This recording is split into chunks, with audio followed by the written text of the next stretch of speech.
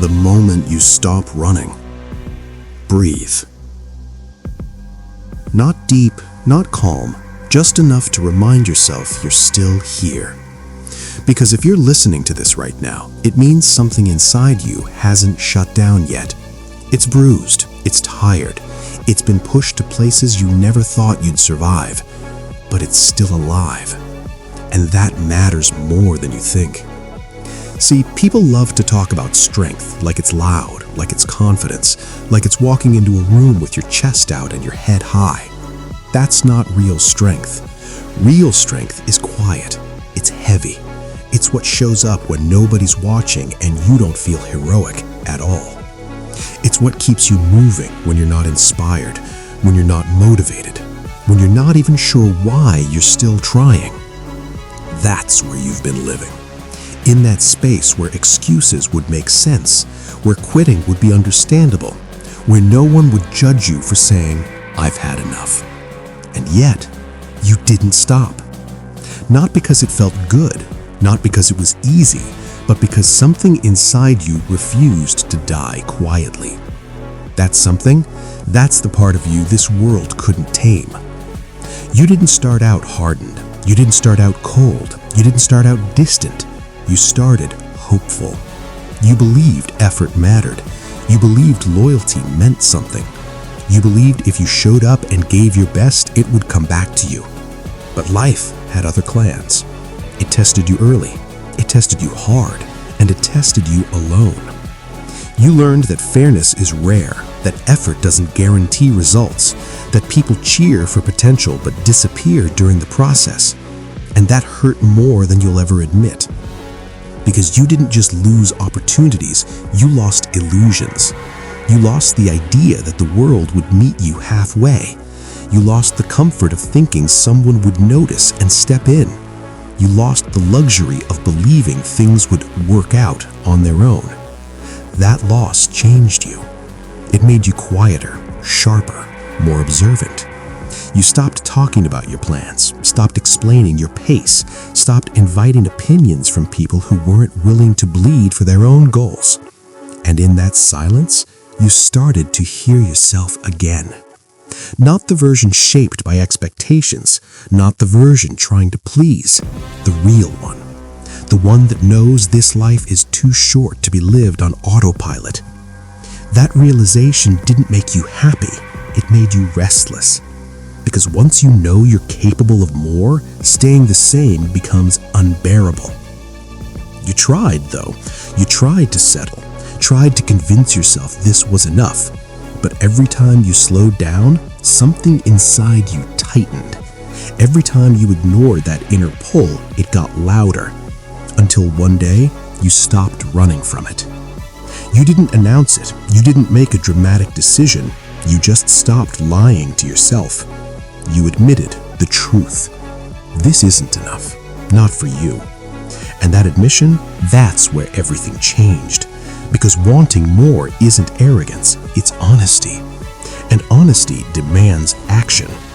Not tomorrow, not when it's convenient, now.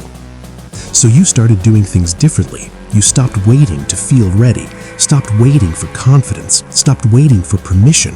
You moved anyway. You woke up earlier than you wanted to. You worked longer than felt fair. You stayed disciplined when motivation disappeared. And most days, it didn't feel rewarding. It felt lonely. Because growth separates you. You couldn't relate to the same conversations anymore, couldn't laugh at the same jokes, couldn't complain about the same problems without wanting to fix them. And people noticed. They said you changed, said you were distant, said you took things too seriously. But what they really meant was, you're no longer like us. And that scared them. Because your discipline reminded them of promises they broke with themselves. So they tried to pull you back, not aggressively, subtly. Relax, take a break, don't burn yourself out. But you knew the truth. You weren't burning out, you were burning through. Through excuses, through limits, through the version of yourself that used to settle. You learned to sit with discomfort instead of escaping it, to face boredom instead of distracting yourself, to endure silence instead of filling it with noise. And that endurance built something rare: self-trust. You stopped doubting whether you'd show up because you already proved you would. On days you felt weak, on days you felt behind, on days where nobody would have blamed you for quitting, you kept your word to yourself. And that changes how you carry yourself. You don't need hype anymore. You don't need validation. You don't need someone to believe in you. You already do. And belief backed with action is unshakable. That's why setbacks don't crush you like they used to. They frustrate you, they slow you down, but they don't define you. You stopped seeing failure as proof you weren't good enough. You started seeing it as feedback.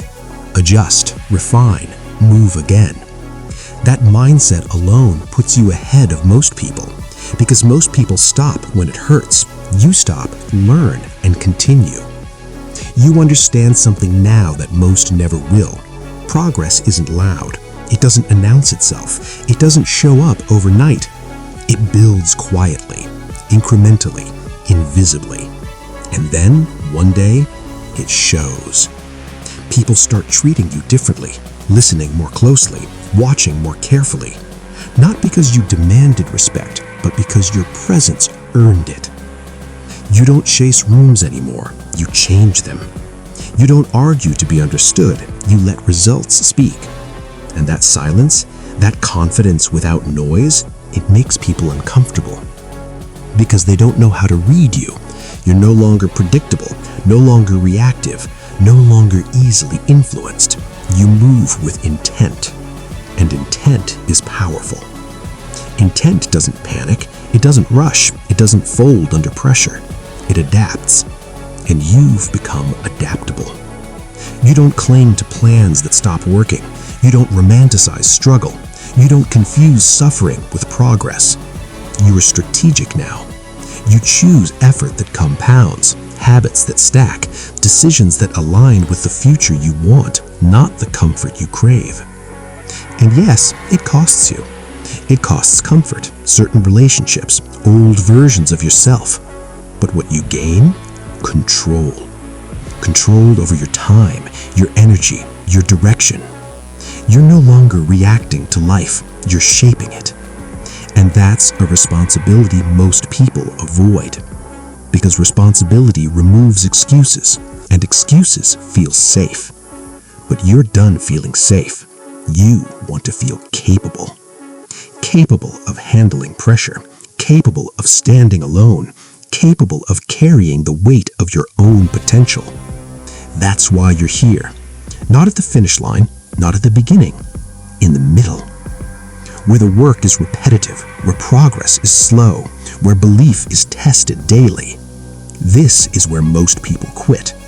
Not because they can't do it, but because they don't see immediate proof. You do. You see it in your discipline, in your consistency, in the way you don't negotiate with yourself anymore. You've learned the hardest lesson of all. Feelings don't get a vote. You move whether you're tired or not. You show up whether you're confident or not. You commit whether the outcome is guaranteed or not. Because commitment isn't about certainty. It's about identity. This is who you are now. You're not the person who waits for the right moment. You're the person who creates it. You're not the person who hopes things change. You're the person who changes them. And you didn't become this by accident. You earned it. Through discomfort, through discipline, through refusing to quit when quitting made sense. So if you're tired right now, good. If you feel stretched, good. If you feel like you're standing on the edge of something bigger than you, good. That means you're exactly where you're supposed to be. Don't rush this moment. Don't escape it. Don't numb it. This is the moment you stop running from who you're meant to be. This is the moment you stop asking if you're capable and start acting like it. Not tomorrow, not someday, now. Because the world doesn't reward potential, it rewards execution. And you've already proven one thing beyond doubt. You don't stop. you finish.